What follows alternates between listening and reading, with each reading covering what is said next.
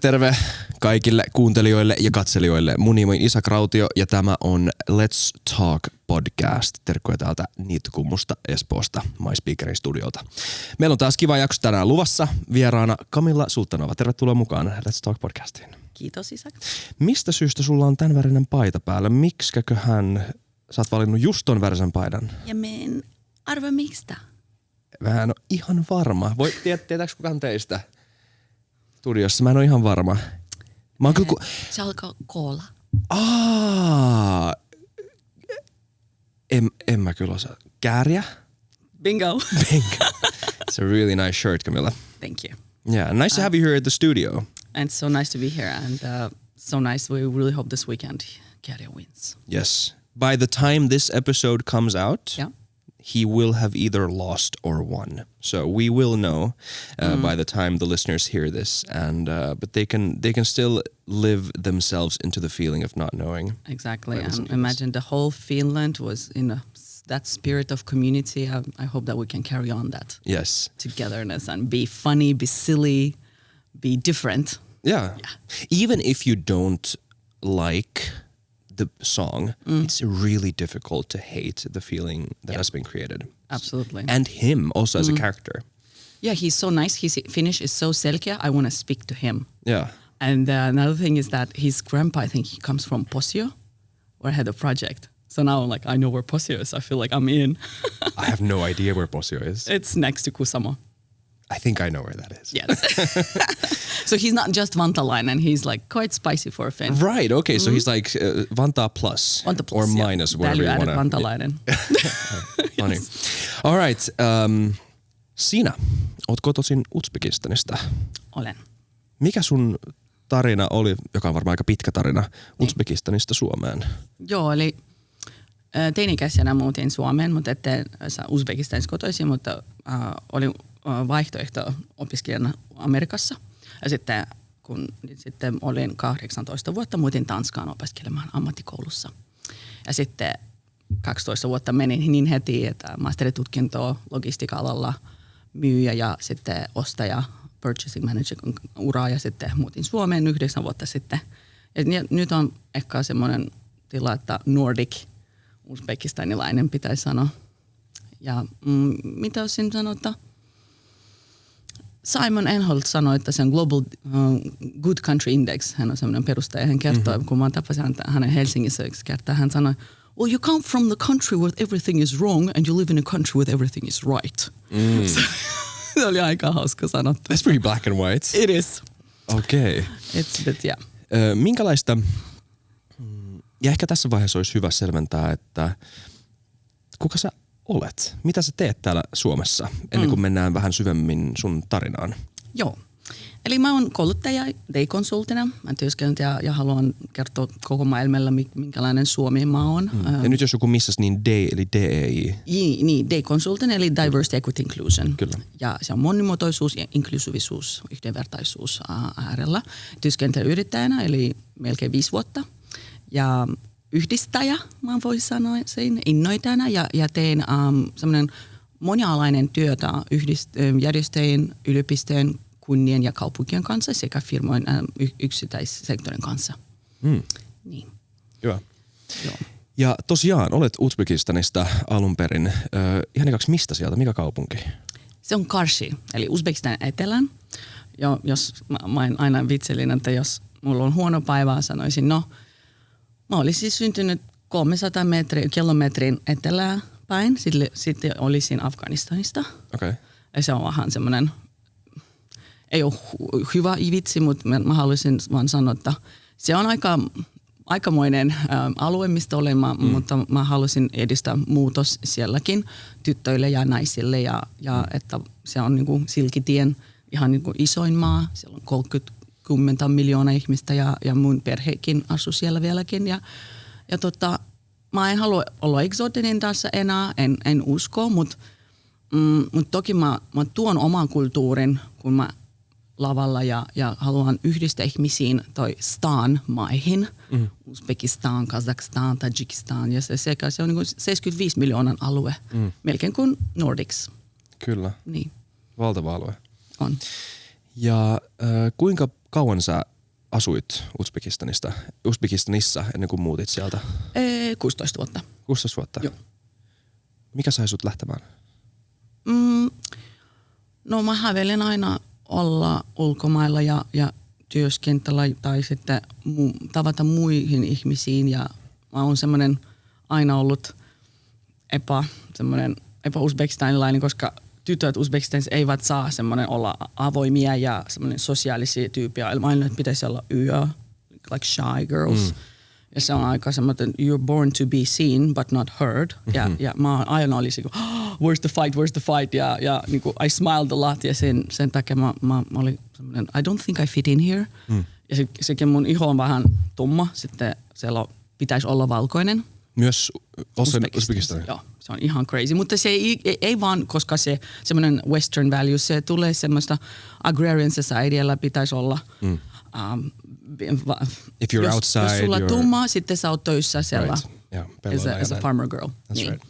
Sitten mun oma äiti sanoi, kun mä muutin Tanskaan, no miten sinun kohtetaan? Sulla on niin tumma väri. Joo, väri, se oli paljon crazy. Mutta joo, se mä haluaisin niinku maailmaan. Ja aina tapasin ihmisiä, jotka sanoi mulle, että you can just do whatever you want. Erityisesti se oli amerikkalainen opettaja, vapaaehtoinen, joka sanoi mulle, Ruth, ja että you can just do whatever you want. Mutta se on niin vaikea päästä ulos Uzbekistanista, vaikka Venäjälle. Viisumjuttu, se on kallis, se on niin kuin maailman, mikä se on, second landlocked country in the world, Liechtenstein ja Uzbekistan. Siksi se on vähän semmoista suljettu, mutta monimuotoinen toki. Kyllä. Niin. Kyllä. Niin, koska I don't know how much we know about the Stan countries here and how, I mean, they seem like for a lot of people, if you haven't paid attention to it separately, then you might think it's like a blob of different Stan countries and just like a unified culture, but it's probably diverse, much more diverse than even the Nordics. It is. I think, of course, that we have the past of Soviet Union, and that kind of covered us all up. And I see myself also as a victim of political system. I'm Uzbek originally, but I don't speak Uzbek as a mother tongue, as a native. I speak Russian because I went to Russian school. And now, you know, with all this, the war is being so tragic to all of us. And I see what's happening in the Russian media. I read Russian news. I need the world news where there is rule of law and, you know, you can trust the news. And it's just crazy how we're thinking about colonization, thinking about how much we're affected by it. And now in Helsinki University, actually, there is Alexandrin Instituutti, where there are a few PhD researchers and PhD students who are discussing and writing works on immigration in Central Asia, governance in Central Asia. So I'm quite happy to see there are connections. And Helsinki University also arranges student trips to Uzbekistan.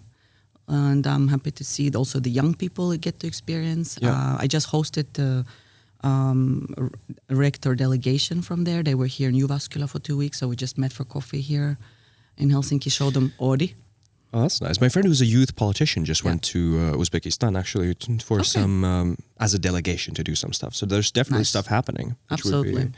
Well, I guess we are now being seen as a geopolitically important region. We have a huge population. You can't do business in Russia. Of course, you need to find other markets. And both Kazakhstan and Uzbekistan now quite priority region. And I'm glad that there will be more exchanges, more trade, and more focus, more education, hopefully. And maybe a friendship can, or a closer bond can build from that foundation, hopefully. Yeah. But let's get back to you, Kamilla. Yeah. And also I want to tell the listeners, because we're speaking English now, but we were speaking Finnish. Yeah. This is not only me being rude and changing, because that was going really great, but we agreed to do this in English. Yes. We just wanted to... But next podcast will be in Finnish. Next one will be in Finnish. Lupaan.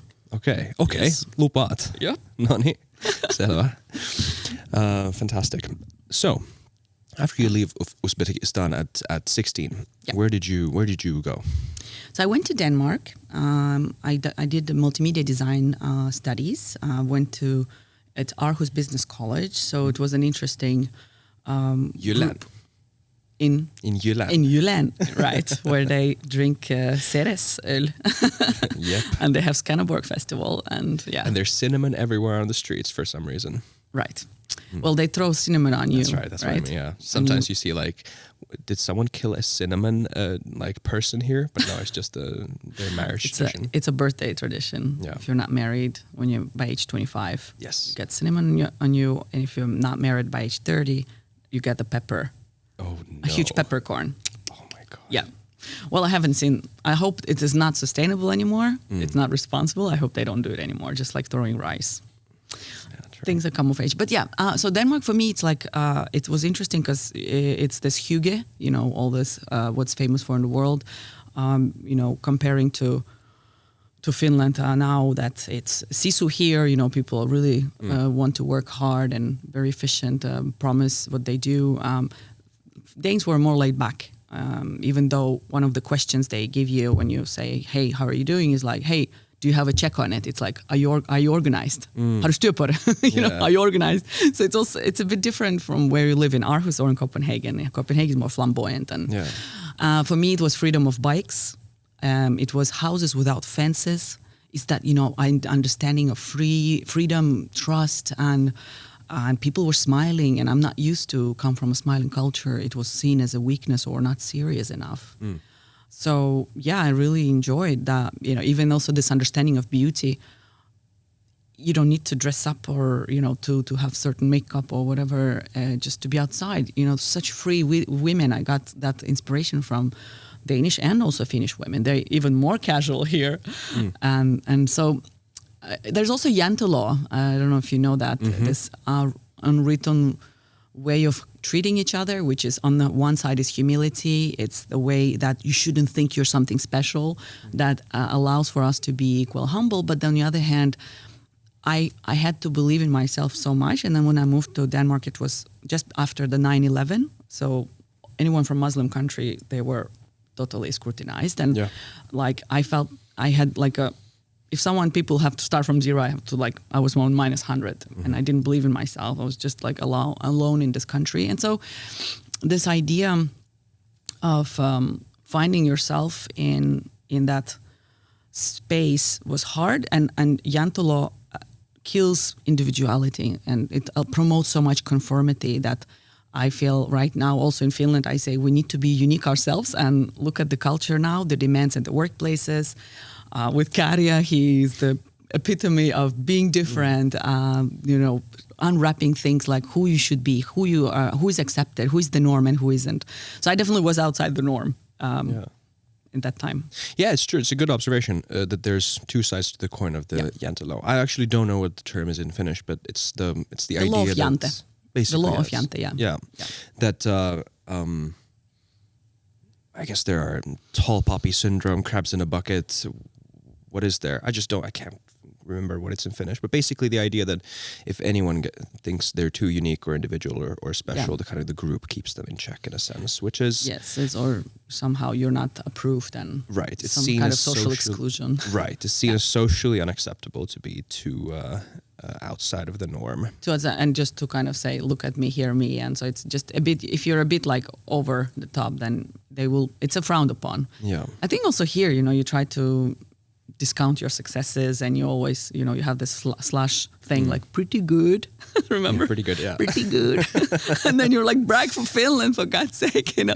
So is this, neutralizing your successes? I think it's quite harsh. Yeah. But even the name slush is kind of ironic, but I think it's kind of charming. It is. They are marketing it by one of the worst things to happen here in November, slush on the ground, which is horrible, but then making this cool stuff. Yeah. So I think that also shapes Nordic sense of humor and Nordic sensibilities, also in a good way, I think. Nice branding. Yes. But how would you... So you lived in Denmark for a while, and you gave a lot of praise to Denmark there, which I agree with, also having lived there. But there was another side of the coin for you. You didn't seem to fit in. Yeah, so when I was international student, I could see there was already discussion in the media, obviously about discrimination and exclusion and not fitting in of not just international students but also immigrants. And I was asked by my mentor to go out and speak, because she said oh, you can actually, you're so good and you're so articulate, go out and joined some NGOs or those organizations. And so it kind of started, that someone invited me to promote inclusion of international immigrants in the job market. And so I found myself speaking in the Danish parliament, what is perfect Danish, with politicians, with NGOs, with immigrants like me. And it's quite a jump in your story. Right, it's like, boof. Suddenly you're talking to the Danish parliament. Right, so it was just this whole conversation, like when are we accepted? Well, what's the social, contract here? Like how much do we need to speak? And it was also about these accents, and I think it's similar now in Finland. Mm-hmm. So I studied, multimedia design. I went to do bachelor marketing, international communication, and then I got a scholarship in Aarhus Business School to do corporate communication. So I did focus on diversity management and employer branding, and that maybe also the communication part was also that I thought I could see where this whole is going, and coming from as exchange program. They did give us some democratic training in Washington, D.C. So I it's not just like came from there. It was kind of planted in me. Mm. And I always hated this when I saw injustice. I'm like, I would rather be proactive and not complain. So I think that similar discussions that is here happening now after so many years in Finland, I started being active there as an activist. I joined my friend who was a political candidate to European Parliament. She's actually now elected, and in Brussels, she's from Danish political party, Karen Melchior. Oh. And I've never voted. And being there and meeting your political party members, it was really crazy because it was so available. So in a sense, understanding how the society works and the civil society, it was really for me the key.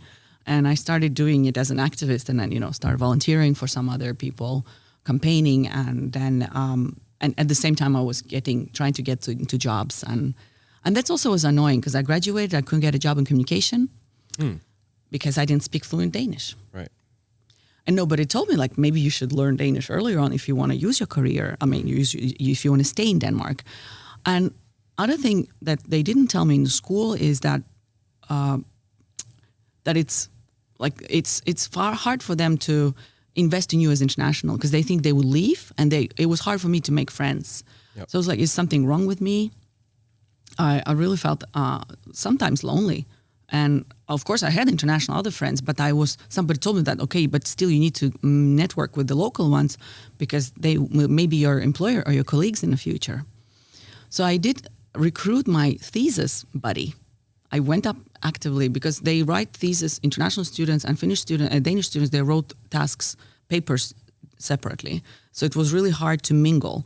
And I even lived in a dorm which was divided. 2 floors were Danish and 2 floors were foreign. On purpose or? No, it was just organically happened? Organically because, 2 floors belonged to business school, a business college where I studied, and 2 floors belonged to Aarhus University. Uh-huh. But still we were all young people and nobody would just mingle from the floors. Right. And I was living downstairs on the Danish floor, and it was so cold, I'm telling you. And then I found out, like, actually I can go upstairs. So I found Indian students, Italian, Polish. They were like quickly my buddies, South African. And then I was still in the summer with the Danish ones. So I had to like find contact to them, which I did with the funny carnival parties, A lot of alcohol, by the way. Yes. We Finns think it's a lot here, but Denmark is a different level. Yeah, I mean, that binge drinking, It's crazy. I'm not impressed. Yeah. It's actually pretty crazy. Right. Yeah. So yeah, I think in one sense, if you, as a Finn, you think about back to Denmark, it's great in terms of, they're very outgoing, party people, also shy in some areas. Copenhagen, again, is more flamboyant, social. If you go out of Copenhagen, then it kind of cools down a bit.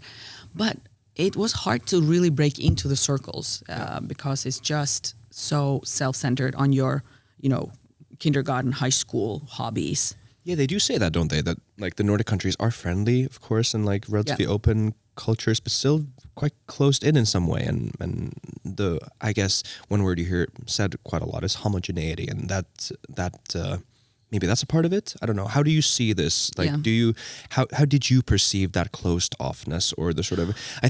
In my experience, there was a lot of inside jokes. There was a lot of like small cultural things that made it hard for me to fit in 100%, even if I could fit in 95%, 96%, 97%. And that little friction there, you could feel that.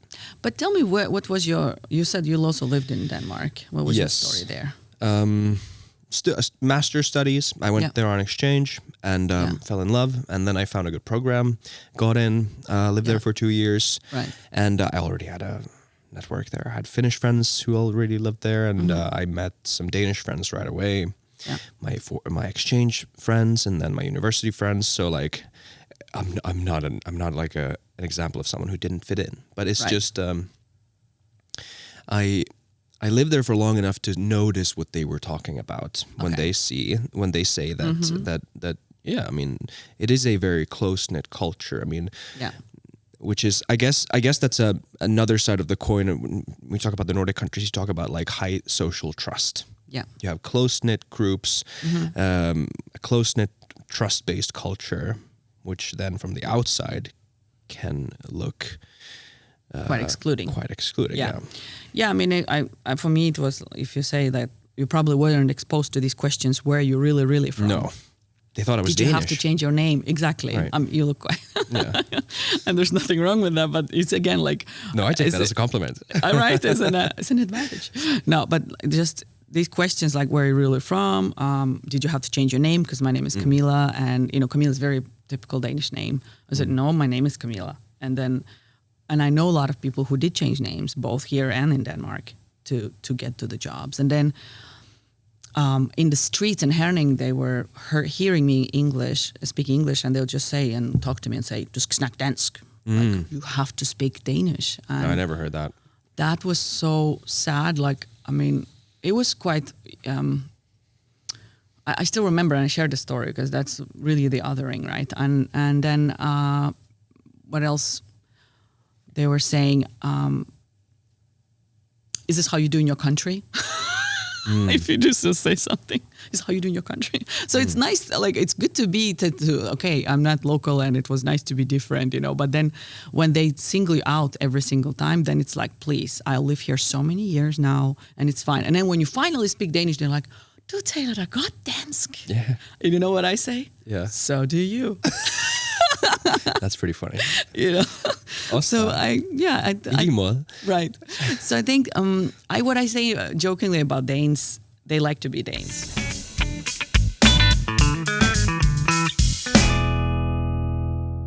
Inspiraation tarjoaa MySpeaker, Suomen johtava puhujatoimisto, josta löydät parhaat puhujat, asiantuntijat ja kouluttajat niin yrityksesi tapahtumiin kuin kokonaisvaltaiseen osaamisen kehittämiseen.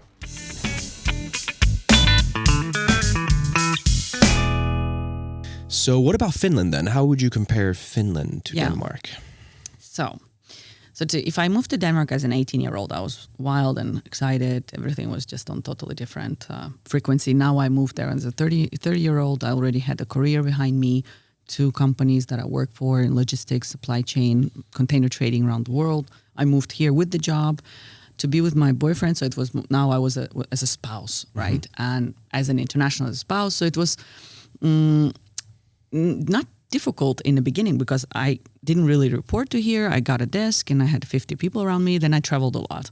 But when I decided to leave my job a year later, then it hit me that I'm actually in Finland. And, I don't really speak the language. I can read Swedish because everything is in 2 languages. I used to go to meet my husband's now friends, and I was like asking them like, who are the famous people? Who are the people except the sports, right? And the one guy was like, the Moomy Trolls. They couldn't name like... Kärja. Oh, Kärja. Now Kärja. Ding. But I mean, it was just, I was trying to understand who is who, right? Yeah. And then I got active with Global Dignity events, where I got to organize events focused on dignity. I didn't want to be like inactive in Finland because I was such an activist and, publicly involved in Denmark. I wanted to bring that spirit here and continue. And that consistency was important. And I met my role model in Nordic Business Forum, Sultanova Gurani. She connects me to Pekka Himmänen. It turns out that this organization is connected to Crown Prince of Norway, Haakon. And then Pekka says, well, if you want it, you go for it. And so we started doing events, speaker events. So I arranged events for 5 years, all pro bono, but I understood how Finland works. It was also cold in the beginning. I wanted to throw a barbecue party for my neighbors, and my husband was like, no. I said, well, I want to meet my neighbors. He's like, you don't do that here. When you say cold, you don't mean the weather. What's that? When you say cold, you don't mean the weather.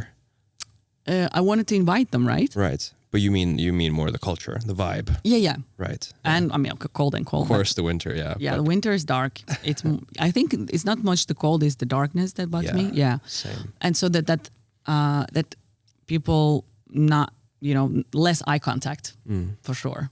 That's interesting. Okay, you want to organize a barbecue party just spontaneously for your neighbors. Sounds like a fantastic idea. Yeah, I wanted to drop like in postbox and say, hi, I just moved here. It would be nice to get to know you. And we have a common terrace. Why don't we just meet and fry some hot dogs? Did you end up doing it? No. No? Never? No. Haven't done it so far? I Finlandized. But I kept smiling. And when I finally became a mom last year. Congratulations. Thank you. I got the most exciting and unexpected surprise. So there's this neighbor couple who never really mingled with us. I did smile to them. The lady was kind of friendly, and her partner wasn't that nice. He was just this really very, very strict guy. And then one day when my baby's still in bed, my husband opens the door and he gets this, she gave him something. And then he was just like, this is from Hanna. And she gave us hand knitted socks. I was so amazed. This is the result of my 7 years of smiling. That's just this one for me was a way to really see that you can expect kindness from anywhere. Yeah. And still I know now all my neighbors. I know their kids by name. We became friends. During COVID, they would knock on my door and say, "Pääsitkö Kamilla ulos?" And I was I think I was so honored that the kids felt comfortable with me. Yeah. So, and now they grow up and they see Amina and they play together. It's really nice. That's really nice. Yeah. That's nice to hear. Did you observe some of the same things here in Finland too? Open and warm and friendly maybe, but then excluding? Well, yes. I think was one of the reasons I couldn't really be happy at my work. It was, I didn't feel part of the team. It was also quite work related. I got quite a burnout actually because moving here and losing all my friends, starting from scratch, it took really a toll on me. And then I went to Finnish class. I started Finnish language learning. It was 7 years of intensive and classes. It was great, but then I almost got depressed because of the school because everything was just so negative. You're never going to get a job. It's so this and that. You know what you read. So this whole ilmapiiri was so negative. But I was happy that I had my volunteering tasks, so I did a lot and I met people, I engaged, I had something going on, so I was progressing. Then I started my consultancy because I felt if it's hard enough to be a minority all the time in a team, maybe it's better if I work with the different employers, different organizations, and I'm an event person, so I get to see this range of people and to train them, and hopefully it would lead to also, different ways of how companies could welcome their international staff or immigrants. This is a perfect segue then to get into what day consulting is. Right. Do you want to give a short opening spiel about what it's about, and then we can discuss it a bit deeper? Yes. Yeah. So first of all, I want to thank all the people who voted for me during my speaker competition. Yes, congratulations, you won. Yes, fantastic. And I speak on diversity, equity, inclusion, and the evidence and how it helps us to get to better earning, better working, better living. And I deal with cross-sectoral collaboration. So I work with cities and municipalities, regions, universities to employ and recognize the value of diverse international talents, including international students. And here I used my lived experiences. So my whole work that I do today, either in workshops, in keynotes, in trainings, is my experiences of exclusion and as an international student, as a spouse, and also person who comes not from non-EU country, because there is also that structural difference to what you experience here with visas, with migri work, and so I can totally relate.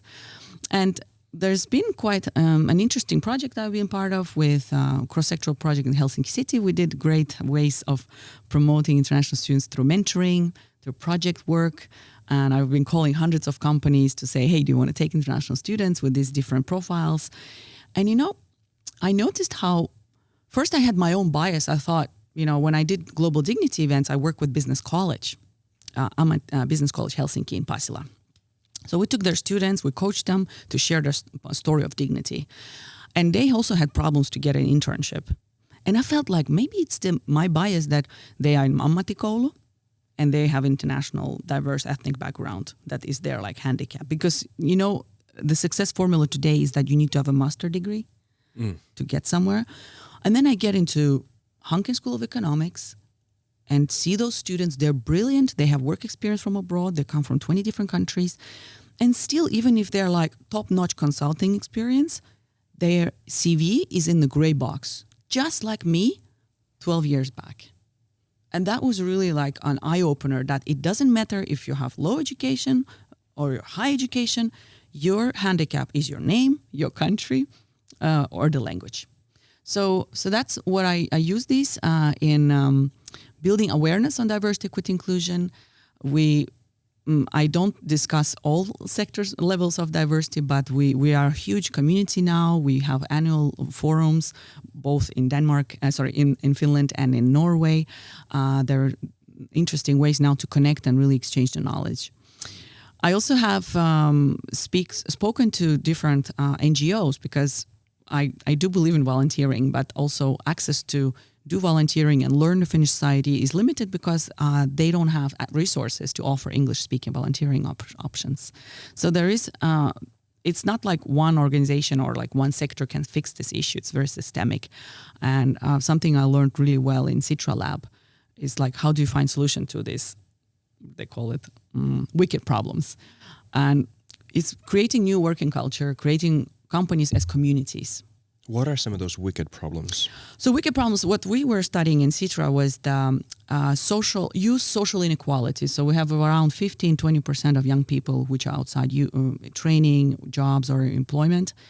And how do you make sure that you pick them all up and allow everyone a equal social mobility lift? So that's about equity, right? We have people who don't necessarily...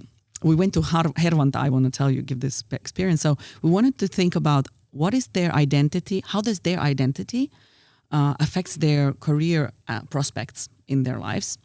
So we gathered youth, a group of people, and we said, this is the yellow post-it note, you're hervantalainen. This is the post-it note, tamperelainen. Then you have suomalainen, and the last post-it note was maailman ihminen. So we asked them to stand where they feel they identify. So guess where they stood? Do you want me to guess? Yeah. Hervanta. Yeah. They did. So majority, by far, they stood in Hervanta line. They didn't even identify they're part of bigger Finland and forget about maailman ihminen. There was maybe one person. So that was like an eye-opener. So how do we promote their agency? And how does that then, they come from different ethnic backgrounds, but also socioeconomic backgrounds.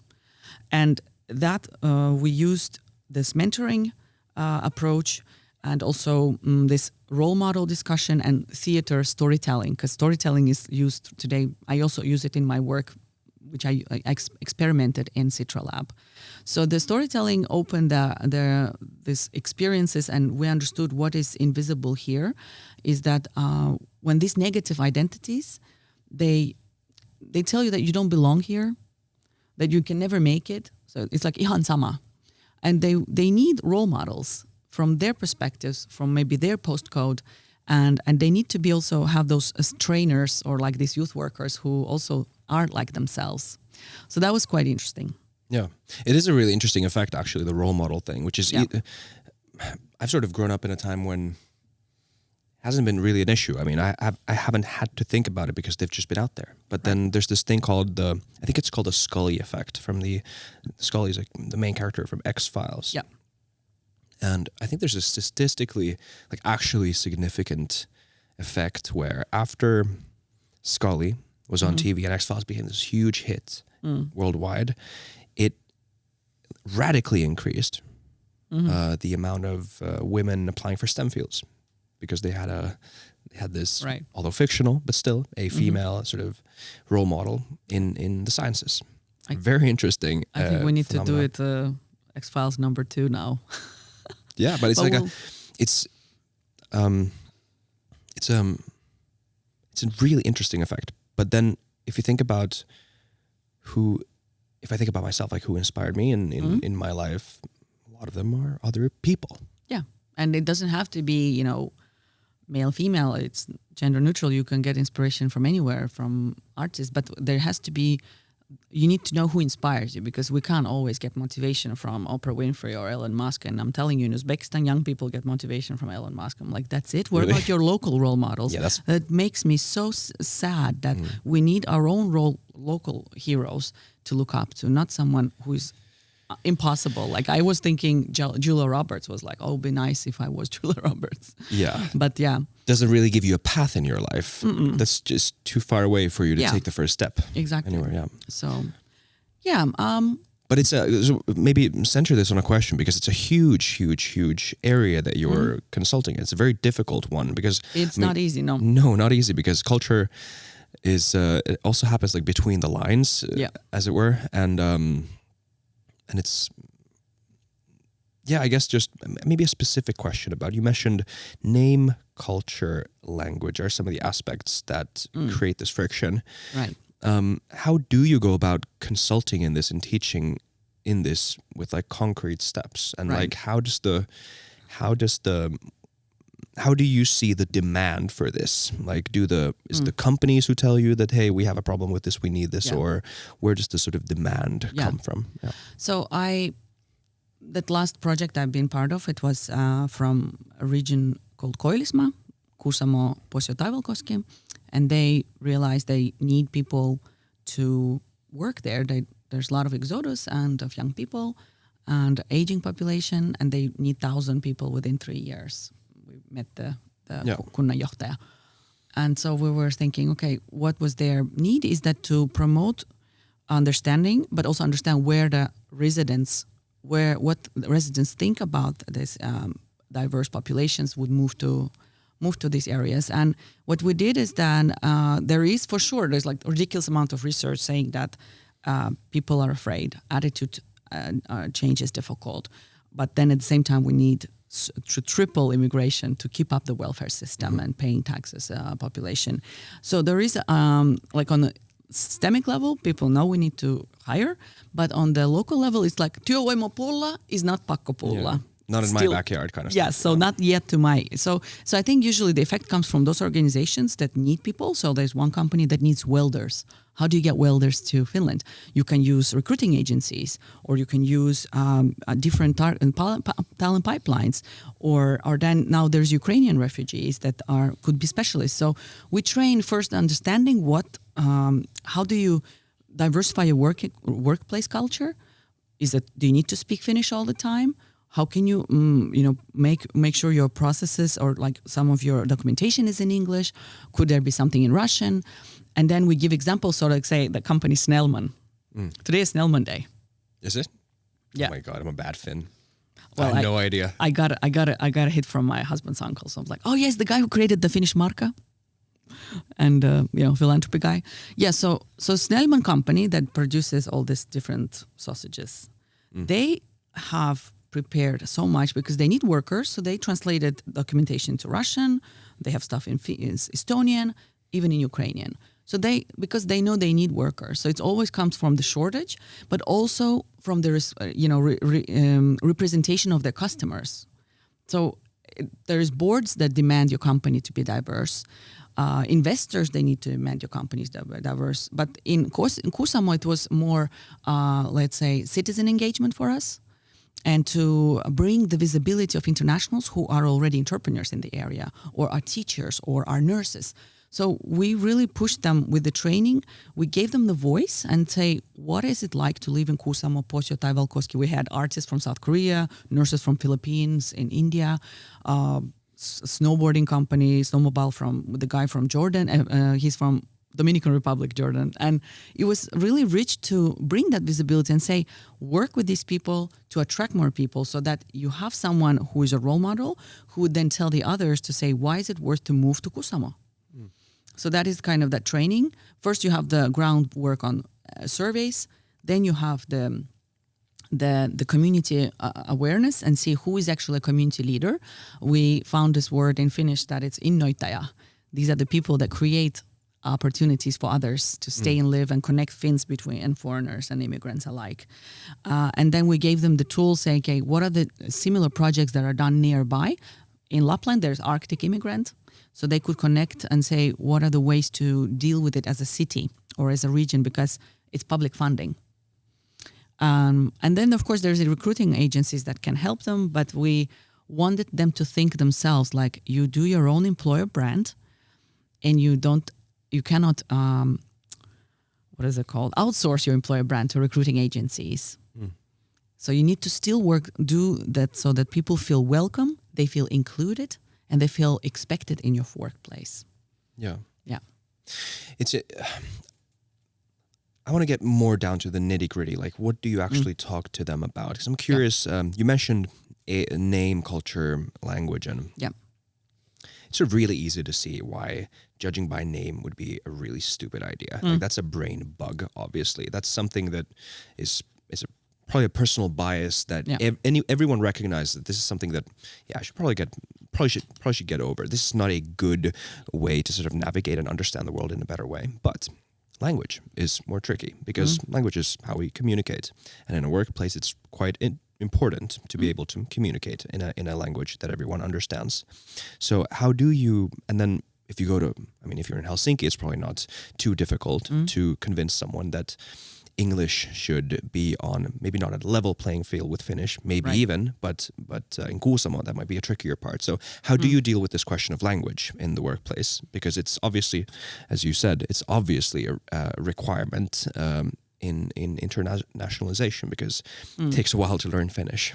It takes a while, and I think there's been also many discussions on how do you use English as a gateway to Finnish. I think also in your PodCast podcast you had interviewed That's right. Minna from... Now on Spotify and YouTube and all other podcast platforms. Nice. Thank you. Minna Ari, right, from Palta. She said that's that, right. Yeah, yes. that it allow for English to be that nice catalyst for people to get to know Finnish colleagues first. And then when you talk about talkot, what is talkot? Well, it's a community event to clean up or do something and have pizza. Like these kind of little cultural things that would be also the motivator to go and learn Finnish. Anyways, if you want to live and stay, for sure, it's a sign of respect to speak it. However, if you're a university researcher and university wants to attract internationals, that has to be communicated. What's the expectation management? How much you're supposed to connect to the events which are in Finnish, how much are in English. And just yesterday I read on Facebook that a doctoral student was on this doctor-student seminar day, and the person who was speaking in Finnish, he was joking and said, maybe it's for you time to learn Finnish. Well, that's totally not the way to that's microaggression almost, because this university is important for them to internationalize, promote the Finnish know-how in the world, and it's the lingua franca, the English, that helps you, not the Finnish. At the same time, there is discussion that Finnish universities are, again, going against the law by offering too many studying lines in English, not in Finnish. So it's a bit of a dilemma of export of education, and then how much do you keep it? So I think in the companies, if you're 95% Finnish companies are in export, right? So I struggle to believe that they need to learn fluent Finnish. I think we need to promote those who speak little Finnish. They should be able to get a chance there and promote that it's okay. I host Finnish events in Finnish and I'm not perfect, and it's totally okay because I know Finnish employers appreciate the effort. No one gets more interviewed at the Eurovision than Kärja right now. And listen to his English. Right. He's so charming. I think accents are charming. So doesn't have to define like lack of intelligence. Yeah. And I mean, that's definitely not doesn't have to be a handicap. I think Ukrainian refugees, they don't speak Russian. I mean, they don't speak English, but they could manage quickly to speak Swedish or Finnish. So you need to have diminish it, but then have someone who speaks their language to be their team lead. That's what they do in Solpalvelut across in Kajani, in Taivalkoski, they have someone who helps these non-Finnish or non-Rush English speakers. So they actually make them feel welcome because they know that they need to get somewhere or they need to start somewhere. So, and yeah, I think it's all about employee engagement, really. If we promote companies and build companies as communities, what does it mean? Your community has a structure, community has a set of rules, and community allows for people to interact with each other. It's safe and it's engaging and they feel they're connected. What does it mean for a company? The company has a code of conduct, they have their own values, and they have physical and this whole social space where employees can also work with each other. And no one will need to be excluded. I know that I was in logistics, and when you go to logistic fairs, there's always starts with the beer. That's not necessarily including space, right? To be, if you're, let's say you're from some interfaith, you're from a religious background where you don't drink alcohol, you're not going to be in this field, in logistics fair. And I also see, gluten-free, like I noticed there's much more gluten-free products in Finland than in Denmark. And that's quite inclusive way of treating people. We have birthday cakes, we have parties. There's always someone who has specific allergy.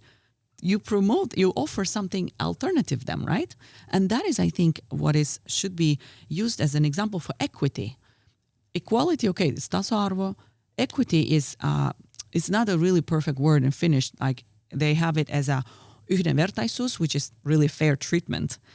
But then there's also oikeudenmukaisuus, which is more closer to equity as what Justice. we mean. Yeah. The direct translation. Yeah. So all these different understandings of equity, equality, not necessarily make it easier for Finnish employers working with it to create these equitable programs.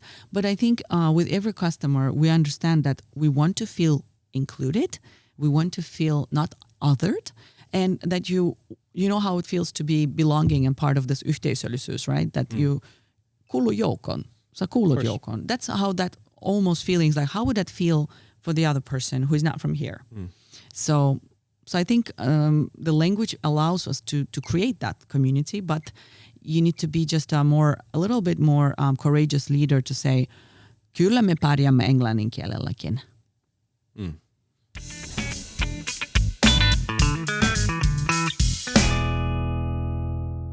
Haluamme auttaa kiireisiä ammattilaisia kehittämään parempia puhetaitoja. MySpeaker Rhetoric yhdistää kokeneet valmentajat ja tekoälyn valmennukseksi, joka nopeuttaa yrityksesi kasvua.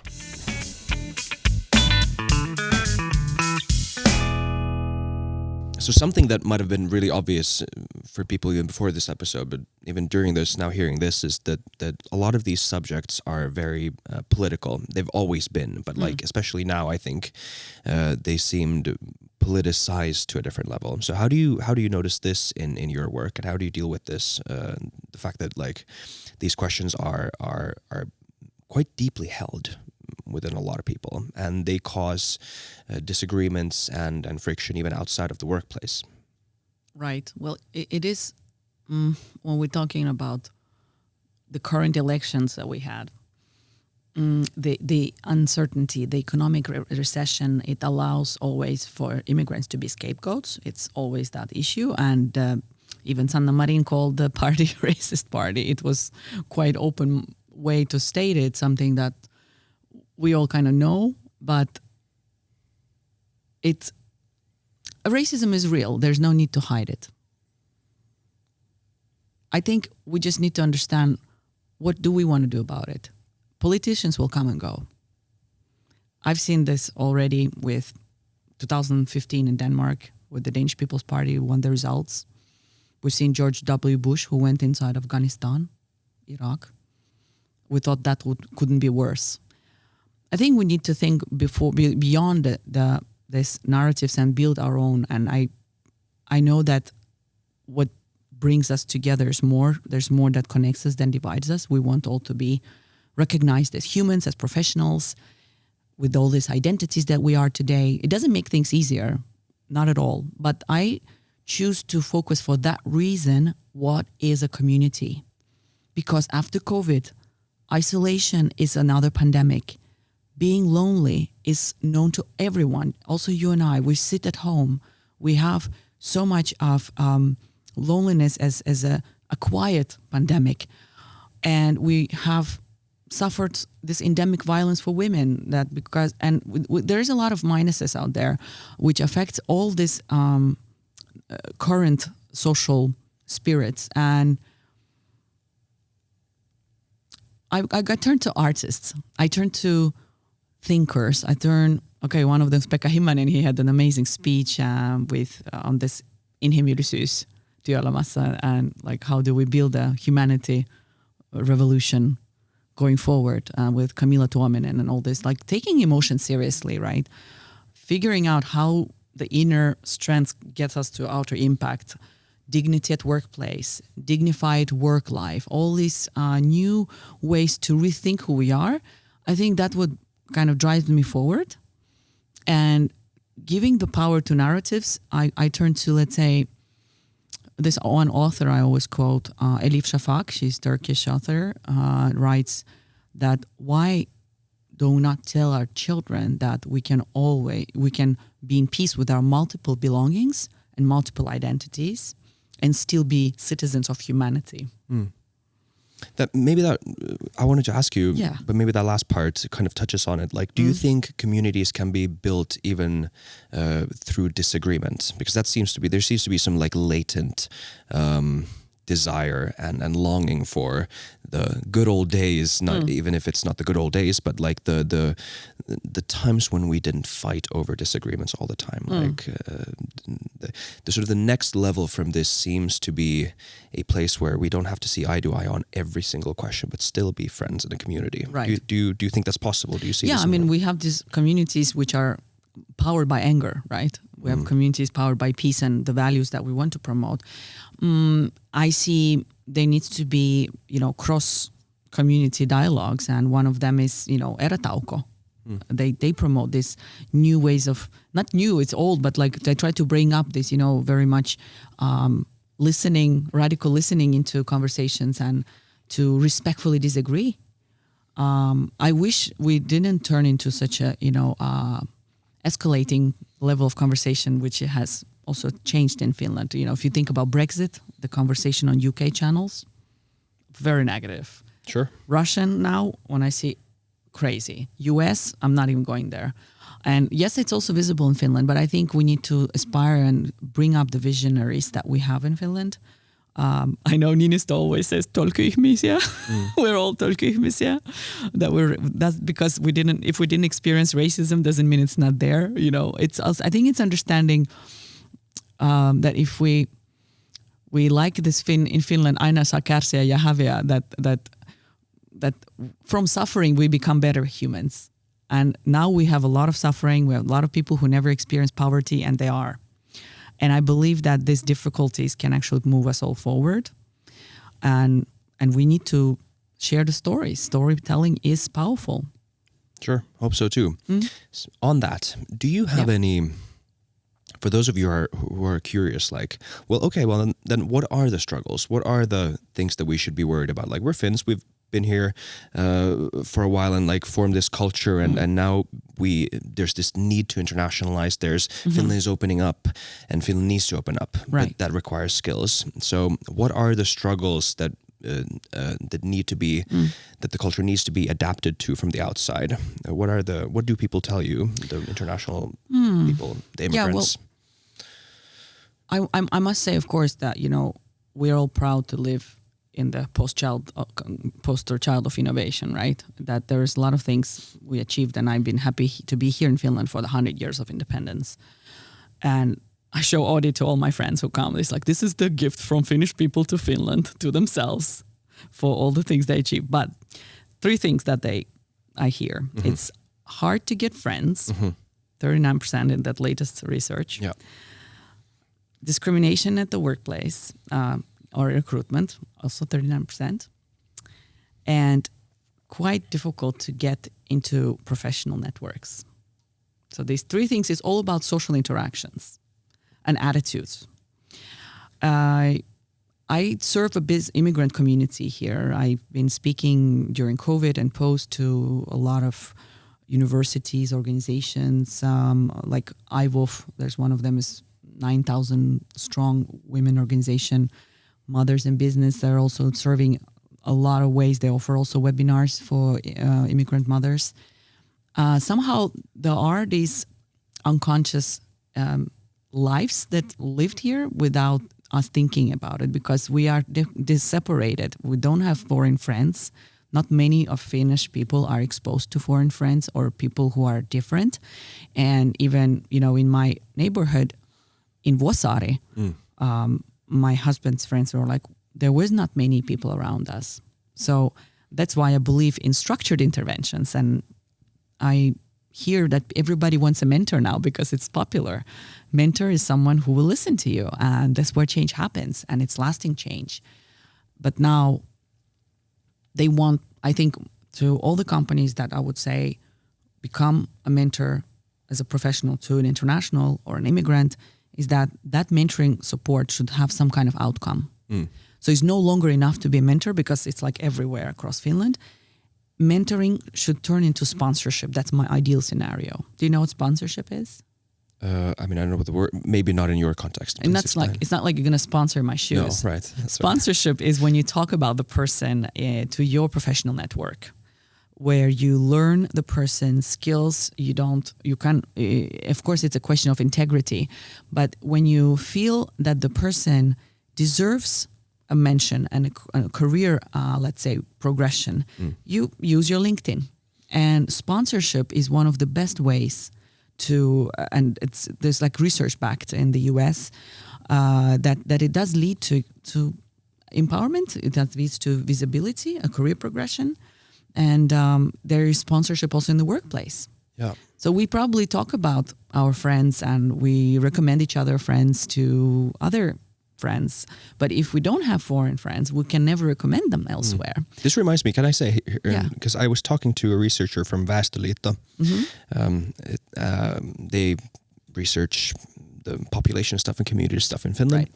And they have this program called Love Age, which is, they researched the social networks of, and I'm not talking about social media, but like the social community networks of people above 50 around Europe. Yeah. And they noticed that Finland has one of the most extensive social networks in Europe, which is really surprising to me. And this is actually an argument for your case. I mean, because someone might say, listen to you, might say that, but it's just the Finnish culture. It's just Finnish culture is we're kind of closed off. No one really has networks here. That's not true. It's actually one of the top in Europe, apparently. So this really surprised me. Yeah. Age 50? Above 50. Okay, so what do they do? What is it called? Well, they have. I mean, they research like family networks, like how close you are to your families, and like how many friends do you have and stuff. But I mean, I don't think they specified how many foreign friends you have, like how diverse your friend group, like, and so I hear this a lot, especially from like people with a foreign background in their middle ages, that it's been very, very, they've been here for decades, but it's like, for them, it's been very difficult to find lasting friends. So, I mean, it's for sure a phenomenon that can be hard to notice if you're a Finn, like a kantasuomalainen, with a large network. I think there's one thing we need to precise here. Sure. When we talk about diversity, equity, inclusion for companies, it is for them, it's transactional in a sense. They need to hire and recruit people here and now. Right, it's not a friendship. It's not. But then at the same time, for the country, they want these people to come, settle down, make babies, grow them here, and then hopefully, settle down and, live here forever, ever after. Then we all have a freedom to move around. I know many friends of mine who their spouse can't get a job. They're moving to Canada or UK, and it's not nice, to hear this because you're building friendships and you want them to stay also. But at the same time, I think for Finland it's important to think that we have a higher threshold to recruit. Yes, it's cold. And we have hybrid culture that allows Greek software developers just stay in Greece. They don't need to move up.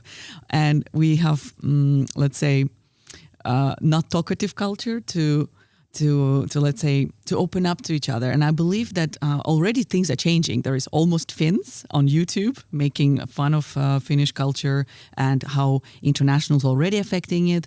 There's a nice new ways of being. There is Indian Finnish dance community in Turku. A lot of stuff is happening, and I see it. That's why I'm like, if you whatever, like anyone would come and question, there is no community way approach to diversity inclusion. I say, I will at any time, I will prove you wrong, and I show you reasons, like 1 to 3 examples that it actually is possible. Yes. So, and for us, all of us, I would say, become a friend, commit to mentorship, and as a company, you also will retain your Finnish employers when they make them part of something bigger. That it's about retention also of your own staff, and then loyalty is increasing, the belonging is increasing, and it's just there's no way to go wrong, and you can never be too nice. You can sometimes be a little too nice, right? Sometimes. Yeah. No, but I know what you mean. Yeah. It's better to be nice than to be mean. Yes. For sure. We have to wrap this up very soon, Kamilla, which is a shame because this has been wonderful. But one question, well, that's actually 2 questions. Okay. But what makes you worried about the future, and what makes you hopeful about the future? So worried, I think the situation with women around the world, climate change, and poverty. Because poverty and all these things together, they create desperation and silos. Yeah. And that's not good. What gives me hope though? Well, I live in the happiest country, and yes, it's haha, but I still think there is so much to be grateful for, and I enjoy every day the opportunity to work with anyone I want, and there is that trust between each other. That whole LinkedIn is open, that you don't have that power distance, and you can write to whoever you want and you will get an answer. I think that's very unique about Finland and my life here now.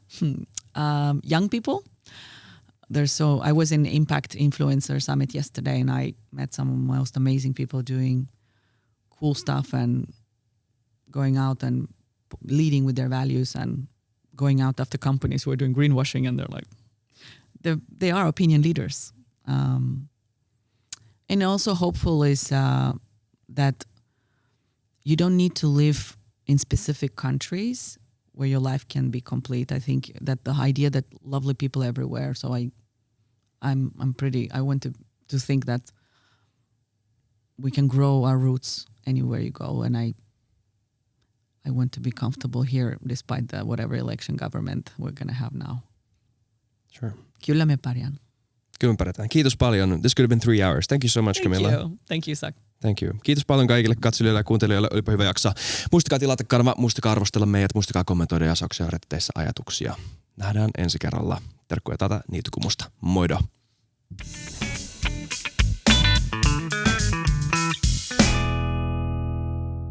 Kaipaatko inspiraatiota? Haluatko motivoitua? MySpeakerilta löydät motivoivat puhujat, inspiroivat tarinat sekä alojensa asiantuntijat jakamaan osaamistaan.